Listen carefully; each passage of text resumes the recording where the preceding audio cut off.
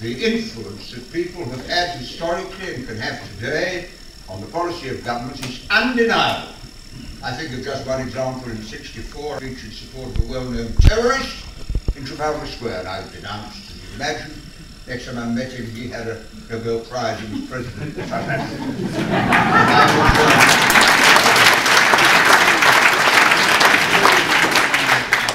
I was up for expulsion from the Labour Party for meeting Jerry Adams. I can't see him now, he's in number 10. All the people we locked up when we had an empire ended up having tea with the Queen, a central Commonwealth country. So never underestimate what we're able to do. And that huge demonstration 6 years ago, was it now, in Hyde Park, a couple of million people. And if I'd been able to say then, which I couldn't, because how could anyone know the next president of the United States would have voted against the war, it would have been difficult for them to say on the BBC this was just an anti-American demonstration. Now, let's record here and now, public opinion in Britain was against the war in Iraq and Afghanistan, and now, as a result of what happened in Gaza, overwhelmingly, in my judgment, sympathetic to the Palestinian cause. And that is something that needs to be Now, Caroline gave an interesting comparison and scale of it. I had another way of looking at it. I was in London during the Blitz, and 30,000 people were killed in a city of 5 million over a 6-month period.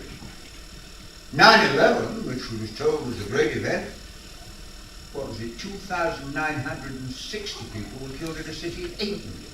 In Gaza, 1,400 people in a community of 1 million. It's overwhelmingly the biggest disaster in war, and an individual community has suffered, certainly as far, well, perhaps going back to Hiroshima, I'm not sure. And so we have with no difficulty in presenting the argument. What the Israelis did, first of all, they blockaded Gaza, then they attacked Gaza, used the phosphorus bombs, all the damage that Caroline described so brilliantly, and the response to that was really something except from who? From the BBC and the British government. I thought the BBC decision to refuse to broadcast that appeal was one of the most disgraceful episodes in the British media.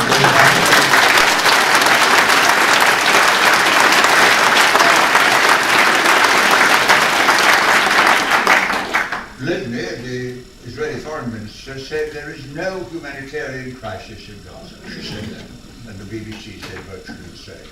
The other thing is, as Caroline touched on it, the disgrace of the British role. We have a naval base in Cyprus, and I did suggest that it should happen. The British Navy, the Royal Navy, should have escorted all the ships going with relief supplies to Gaza, and if that had happened, the Israelis would have had to decide whether to fire on British ships, and I don't think they dared to do it. So there's all that could have been done. And the way in which the Americans are worst of all, it might be a slight improvement with Obama because he's appointed that man Mitchell who brought the IRA and we hadn't praised it together. There might be something. But of course what we're really discussing is American policy in the Middle East. This Israel's strength and position depends, or has depended, entirely on the support of the United States of America. That's what we've got to be clear about. And I give you just one example of the problems governments have. I was Minister of Energy for a long time, and I discovered only last year that while I was Minister of Energy, an official in my department responsible for non-proliferation was secretly supplying nuclear material to Israel. And when he retired from the civil service, the Israeli government gave him a job. So this is quite a big thing to take on board. It's not just the Israelis. The Israelis could not do it if they did not have consistent Western American support. That is something that needs to be made clear. And of course the influence of the Israelis in America is very profound, in the sense AIPAC and all these Israeli lobbyists working on the Congress to persuade them that it's in the interests of America to support Israel. But even that, you know, is beginning to break down. Reference was made by you about the occupation of universities here. There'd been occupation of universities in America. Gone in there and demanded the university divests and so on. So we mustn't ever underestimate the transformation of opinion that has taken place since the Gaza war. Because although there were people always over the years who sympathised with the Palestinians and so on, I think there is a realisation now among a mass of people in Britain, and majority I believe, that what Israel did was criminally wrong and Israel has to be stopped.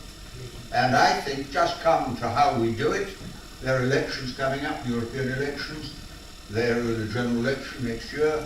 And I do believe the one thing that everybody could do is to write to their candidates locally and ask them to give a clear statement before we vote as to what their view is on this question.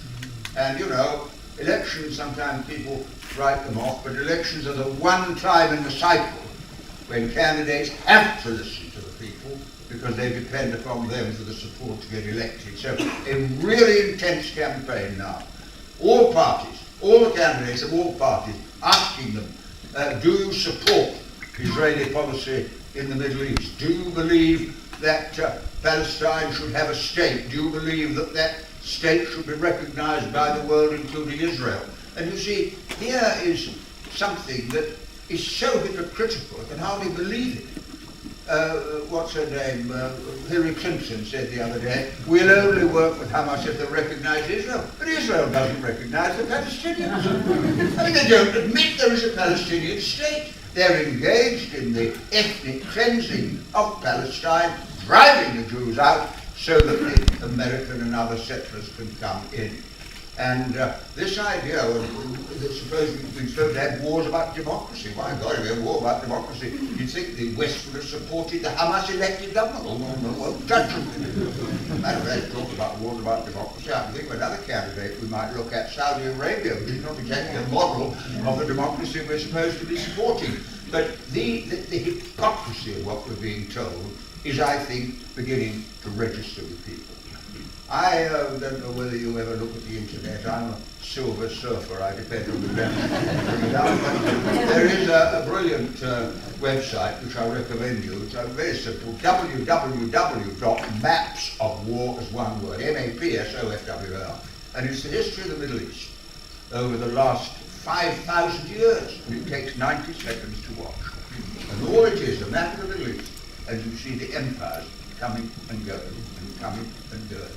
You see the caliphates, you see the Genghis Khan's empire, you see the Hittites, you see the Israeli empire, you see the Roman empire, the Greek empire, the British empire. They all come and go. But the one thing they have in common is that they were examples of imperialism at work, that powerful countries attack less powerful countries to steal the resources they need and get bases and control the area in their own interest. And that is exactly what's happening in the Middle East.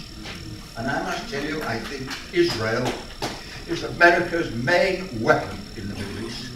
This is an imperial position. And when I say that, it may seem strange to you, but do you know when the Zionists began, they considered setting up a Jewish settlement in Uganda. That was discussed in 1907. The Zionists turned it down.